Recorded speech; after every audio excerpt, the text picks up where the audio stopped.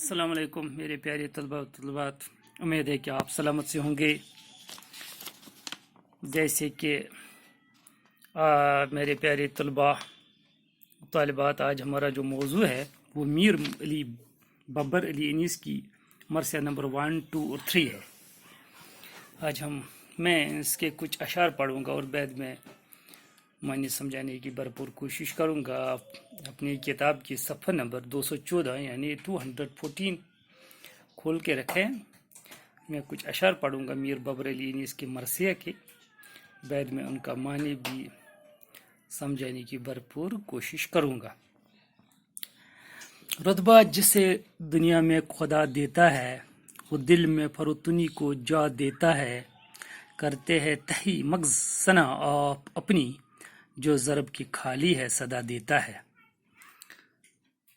ماں باپ سے بھی سوا ہے شفقت تیری، افزوں ہے تیری غضب سے رحمت تیری۔ جنت انعام کر کے دوزخ میں جلا، وہ رحم تیرا ہے یہ عدالت تیری۔ آگوش لحد میں جب کہ سونا ہوگا، جز خاک نہ تکیہ نہ بچھونا ہوگا۔ آگوش لحد میں جب کہ سونا ہوگا، جز خاک نہ تکیہ نہ بچھونا ہوگا۔ تنہائی میں کون ہووے گا انیس، تنہائی میں کون ہووے گا انیس۔ ہم ہوں گے اور قبر کا کونا ہوگا، ہم ہوں گے اور قبر کا کونا ہوگا۔ میرے پیارے طلباء و طلبات، یہ میری ببر علی انیس جو مشہور مرثیہ گو ہے کہ میں نے آپ کو کئی بار بتایا کہ مرثیہ جو ہے وہ کسی مردے انسان کی تعریف، اس کے خصائل، اس کے خصائل حمیدہ کی جو تعریف کی جاتی ہے، اس کی پاک سیرت، یا مطلب کہ اس کے اچھے عادات جو ہے ان کی تعریف کی جاتی ہے۔ ہمارے اردو ادب میں زیادہ تر مرثیہ جو ہے امام حسین جو شہید ہوئی ہے ان کے ساتھ جو رفقہ ہوئی ہے ان کی تعریف میں شاعری کی گئی، یا علامہ اقبال نے اپنی ماں کے مرنے کے بعد کچھ اشعار لکھے اس کی ماں کی تعریف میں، اس کو بھی ہم مرثیہ کہہ سکتے ہیں۔ کیونکہ میں نے کئی بار آپ کو بتایا کہ اردو ادب میں ہر ایک صنف موضوع کو الگ الگ بیان کرنے کے لیے الگ الگ صنف رکھی گئی ہے۔ جیسے کسی زندہ انسان کی تعریف کے لیے قصیدہ رکھا گیا، کسی رومانٹک کہانی کو شاعری میں پیش کرنے کے لیے مثنوی رکھی گئی، پیار و محبت حسن و عشق کی باتوں کو بیان کرنے کے لیے غزل رکھی گئی ہے۔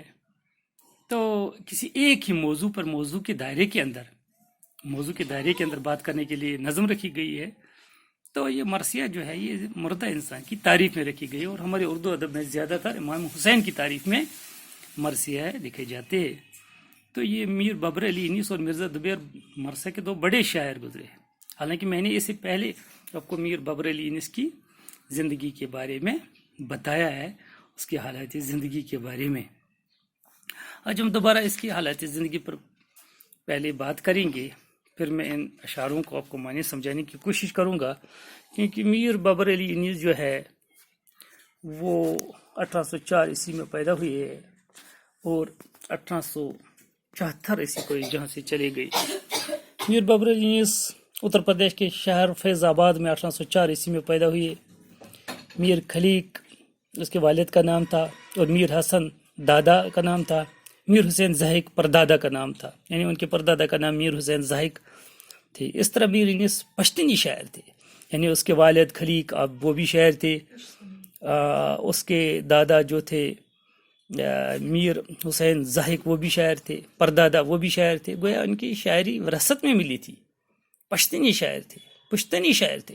میر انیس کا مطالعہ کافی وسیع تھا، یعنی ان کو مطالعہ جو تھا، ان کا جو اسٹڈی، جو گہری نظر تھی، ہر ایک موضوع پر وہ گہری تھی۔ وہ عربی اور فارسی پر اچھے دستگاہ رکھتے تھے، یعنی وہ اردو کے سوا عربی اور فارسی زبان پر بھی ان کو بہت کنٹرول تھا، اس پر بہت عبور تھا، جو جانتے تھے دونوں زبانوں کی اہمیت کو معلوم تھی اور دونوں زبانوں سے آشنا تھے۔ میر انیس نے اردو میں مرثیہ گوئی اور مرثیہ خوانی کو ایک اعلیٰ فن کا درجہ دیا، یعنی میر انیس سے پہلے اردو میں اتنی مرثیہ گوئی کو اہمیت نہیں تھی جتنی کہ میر ببر علی انیس نے اپنی شاعری کے ذریعے اس کو عروج تک پہنچا دیا۔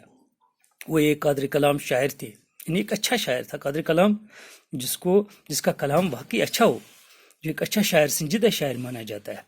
ایک بات کو کئی ڈھنگ سے ادا کرنے میں ماہر تھے، یعنی اس کو تو ماہر تھا، جانتا تھا، اس کو ایکسپیرینس تھا ایک ہی بات کو کئی طریقے سے ادا کر کیسے کیا جائے گا۔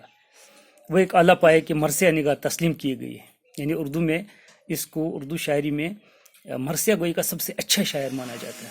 ان کے مرثیوں میں مختلف قسم کے اشقاق کی سیرت و کردار کی سچی اور اچھی تصویر نظر آتی ہے. یعنی میر یونس کی مرثیوں میں بہت سارے اچھے انسانوں کی سیرت، یعنی ان کا اٹھنا، ان کا بیٹھنا، ان کی زندگی گزارنے کا جو طریقہ کریکٹر جو ہے اور ان کی شکل و صورت اس کی مرثیوں کے اندر دکھائی دیتی ہے. فصاحت ان کے کلام کا خاصہ ہے، یہ خوبصورتی یعنی زبان میں جو سادگی ہے، اچھائی جو ان کے کلام میں، اس کی شاعری میں دکھائی دیتی ہے.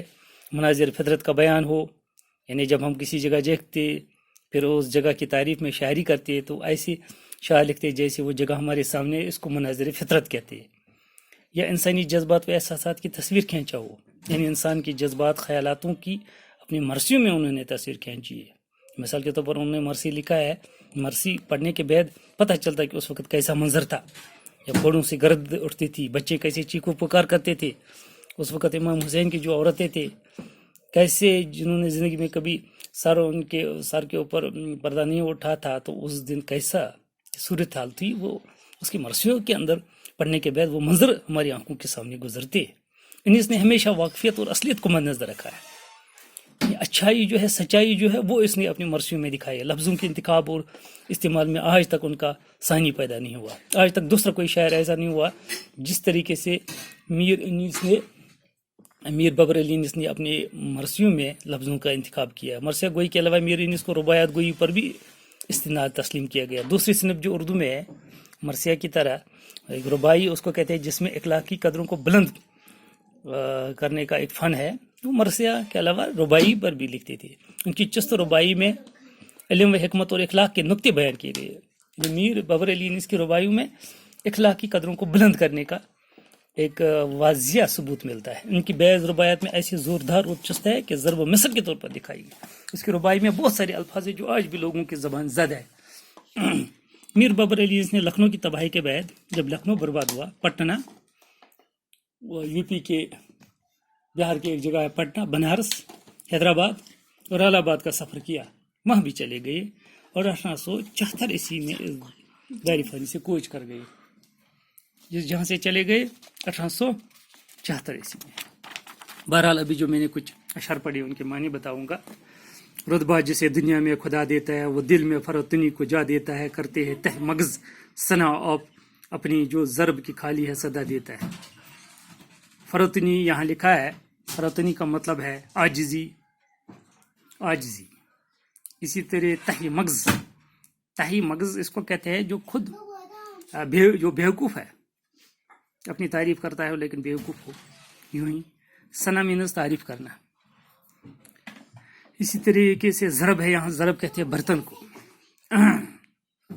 تو شاعر یہاں کہتا ہے کہ رتبہ جسے دنیا میں خدا دیتا ہے، وہ دل میں فروتنی کو جا دیتا ہے.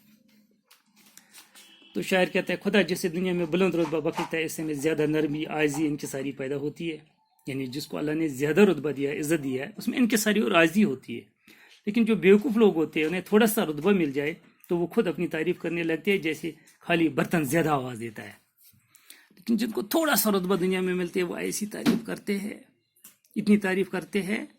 یہاں خالی برتن سے تشبیہ دی ہے اس نے، شاعر نے، خالی ہے صدا دیتا ہے. جیسے کہ خالی برتن اس کو کہتے ہیں نا، جو کہتے ہیں کہ خالی برتن سے آواز نہیں کرتے، جبکہ برتن بھرا ہوا ہو تو بجا بجا کر بھی آواز نہیں دیتا ہے. جو خود اپنی تعریف کرتا ہے، اصل میں اس کے اندر نالج نہ ہو، خوبی نہ ہو، قابلیت نہ ہو، خود میاں میٹھو بنے، اس کو خالی برتن کرتے ہیں. تہی مغز ثنا اپنی آپ. شاعر کہتے ہیں کہ وہ لوگ ان کو تھوڑا سا رتبہ دنیا میں ملتا ہے، وہ اپنی تعریف خود اتنی کرتے ہیں جو کہ ضرب ہے، خالی صدا دیتا ہے. جیسے وہ خالی برتن ہے جو آوازیں دیتے اور کچھ نہیں ہوتے اس کے اندر، خالی ہوتا ہے. ماں باپ سے بھی سوائے شفقت تیری، افزوں ہے تیری غضب سے رحمت تیری. جنت انعام کے دوزخ میں جلا، وہ رحم تیرا ہے یا عدالت تیری. شاعر کہتے ہیں کہ خدا سے مخاطب ہو کر فرماتے ہیں، خدا تو اپنے بندوں کو ان کے ماں باپ سے بھی زیادہ محبت اور شفقت رکھتا ہے. تو بڑا رحیم ہے، تیری رحمت تیرا غضب سے بھی زیادہ ہے. اے میری مولا، اگر مجھے جنت میں جگہ بخشا ہے تو یہ مجھ پر تیری رحمت کے سبب ہے، اور اگر مجھے جہنم میں جلایا جائے یہ تیرا انصاف ہے. ماں باپ سے بھی سوائے شفقت تیری افزوں ہے تیری غضب سے رحمت تیری. تو جتنا ایک ماں باپ اپنے بچے سے محبت کرتے ہیں اس سے زیادہ 70 گنا زیادہ آپ اپنے بندوں سے شفقت کرتے ہیں. افزوں ہے تیری غضب مگر جب تیرے غصہ آتا ہے، جب تیرا عذاب آ جاتا ہے، وہ محبت سے بھی زیادہ خطرناک ہوتا ہے، زیادہ ہوتا ہے. جنت انعام ہے کہ دوزخ میں جلا. اگر مجھے جنت آخرت میں دو گے، شاعر کہتے ہیں، یہ تیرا انعام ہوگا. اور اگر دوزخ ملے گا، یہ مجھے اپنی جزاؤں کا بدلہ ہوگا. وہ رحم تیرا ہے، یہ عدالت ہے تیری. اور اگر کسی کو جہنم ملے گا، یہ عدالت ہے. عدالت میں جو فیصلہ ملتا ہے اپنے کاموں کے مطابق وہ عدالت ہوگی. اور اگر تو جنت مجھے دے گا تو یہ تیرا رحم ہوگا، مجھ پر انصاف ہوگا، رحم ہوگا، عنایت ہوگی، انعام ہوگا. آگوش لحد میں جب کہ سونا ہوگا، جس خاک نہ تکیا نہ بچھونا ہوگا. شاعر کہتے ہیں جب آخرت میں ہم کو لحد میں ڈالا جائے، لحد کہتے ہیں قبر کو، وہاں نہ سونا ہوگا. دنیا میں تو سونا، دولت کے پیچھے ہم مرتے، وہاں کوئی سونا نہیں ہوگا، نہ کوئی تکیا ہوگا بیٹھنے کے لیے، نہ کوئی بچھونا ہوگا، قالین وغیرہ تو نہیں ہوگا، بس لحد ہوگی. تنہائی میں کون ہوئے گا انیس، ہم ہوں گے اور قبر کا کونا ہوگا. یا مکتا ہے اس مرثیہ کا. شاعر اپنے آپ سے کہتے ہیں انیس، وہاں کوئی نہیں ہوگا، قبر میں آپ تنہا ہوں گے، بس قبر کے کونے میں آپ بیٹھے ہوں گے اور آپ کے ساتھ وہاں کوئی نہیں ہوگا. شاعر تشویش کے عالم میں فرماتے کہ موت کے بعد جب انسان قبر میں پہنچا جائے گا تو قبر کے گود میں اسے سوائے مٹی کے کچھ میسر نہیں ہوگا، نہ تکیا ہوگا، نہ بچھونا ہوگا. یہ کس قدر افسوس کی بات ہے، قبر میں تنہائی کے سوا کچھ بھی نہیں ہوگا. انیس فرماتے ہیں کہ اے میرے دوست قبر، سوائے تنہائی کے کوئی ساتھی نہیں ہوگا. یعنی قبر ہی میری دوست ہوگی، میں بھی اور مددگار ہوگا. قبر کے کونے میں پڑا ہوگا، وہاں نہ کوئی آسائش ہوگی، نہ کوئی ساتھی ہوگا، کوئی آرام نہیں ہوگا، کوئی ایسی چیزیں نہیں ہوگی جن سے مجھے آرام ملے گا. لہٰذا انسان جو کچھ دنیا میں کرتے ہیں، آخرت میں اس کو اسی حساب سے جزا تو ملے گا. بہرحال امید ہے میرے پیارے طالب علموں، طلباء و طلبات، کیا آپ کچھ یہ جو اشعار میں نے پڑھے میری اس کے مرثیہ کے معنی اپنے سمجھے ہوں گے. شکریہ.